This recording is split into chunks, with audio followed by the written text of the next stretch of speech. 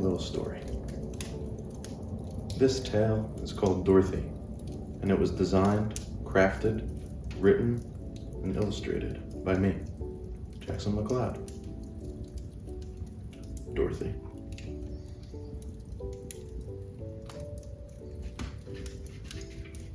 Once upon a time, in a faraway land, a young girl sought a wish from a magisterial wizard. To the dismay of all inhabitants of this whimsical land, the mystical entity declared a universal proclamation that said, "Whosoever guesses my name shall be granted one wish." Dorothy guessed and guessed, but she could not guess the wizard's name. Again and again, time after time, he sent Dorothy away.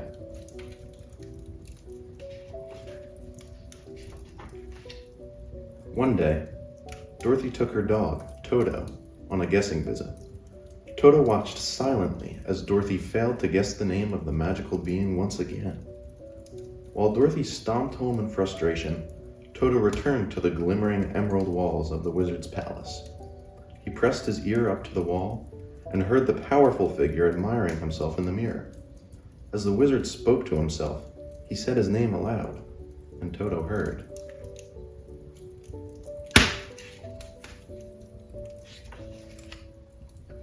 Toto sprinted as fast as he could back to his owner to tell her, but on the way, he spotted a mouth-watering looking bone in the middle of the brick road.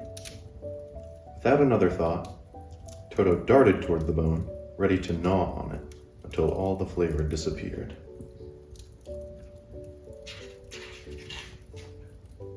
Suddenly, a lion pounced out of the bushes as if to scare Toto, but he appeared quite timid.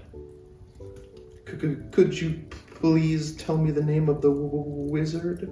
the lion asked in a quivering tone. "I need some courage." Toto refused the lion's cowardly effort and started back down the road when he realized that, amidst the lion's distraction, he had forgotten the name of the wizard.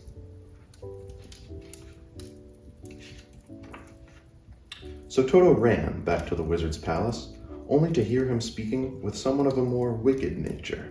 Toto heard the devious-sounding woman call the wizard by name, so he ran towards the home of Dorothy with a joyous skip in his step, when suddenly Toto caught the smell of a scrumptious pumpkin pie in the middle of the road.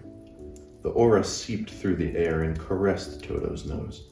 He jolted at the pie, ready to devour every last crumb.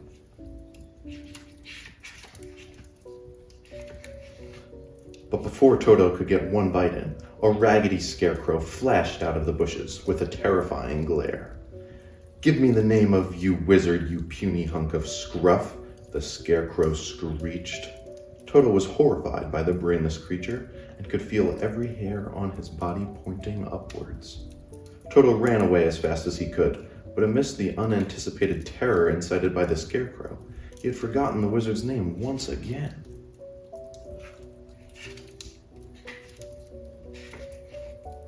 Toto rushed back to the palace once more, realizing there was little time left as his assailants seemed to be getting increasingly eager for the wizard's one wish. Once Toto heard the wizard say his name aloud for the third time, he cemented it in his mind and sped away with confidence that nothing could stop him this time.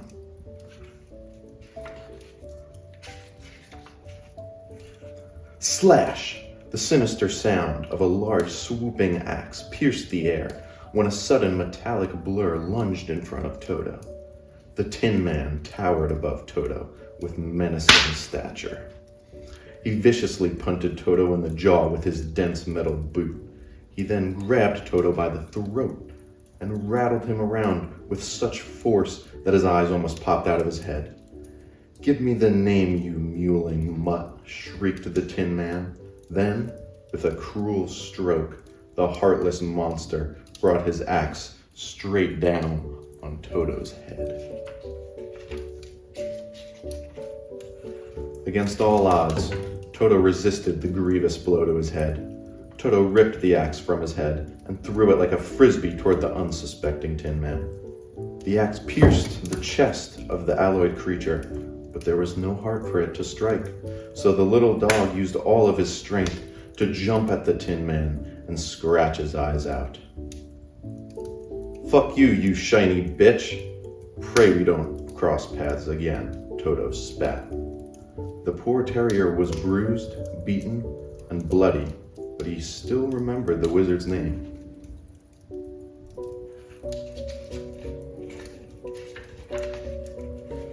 Bleeding heavily, Toto dragged himself down the brick road back to the home of Dorothy.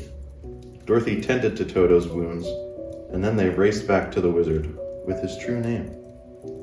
The two of them spoke with the wizard and were granted the same simple wish, to go back home to Kansas. And so, by means of a whimsical tornado, they did. Both Toto and Dorothy lived happily ever after. The end. Thank you for joining me tonight, folks. Merry Christmas.